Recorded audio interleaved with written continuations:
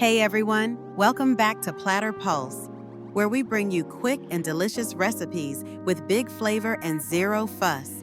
Today, we're making a cozy and comforting Greek-style butterbean dish. It's packed with protein, super affordable, and tastes like something straight out of a taverna. Let's get started. Heat about 2 tablespoons of olive oil in a deep frying pan over medium-high heat.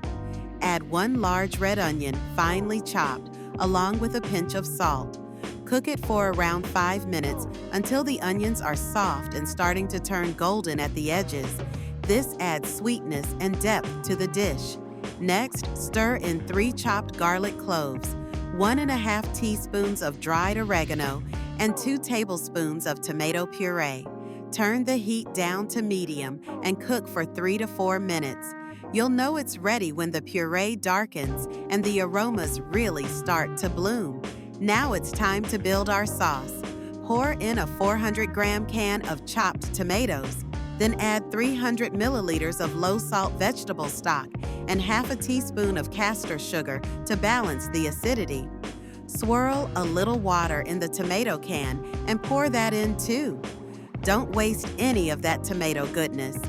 Let the sauce simmer gently for about 10 to 12 minutes so all the flavors come together.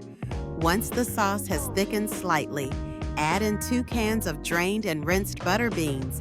Give everything a good stir, then let it simmer for another 2 to 3 minutes so the beans soak up all that rich herby tomato flavor.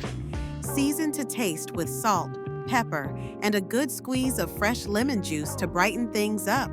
Now for the best part, serving. Spoon the beans into bowls and top with crumbled feta and a sprinkle of fresh dill.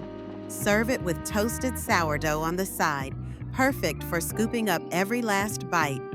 This dish is warming, filling, and comes together in under 30 minutes, perfect for weeknights or lazy weekends.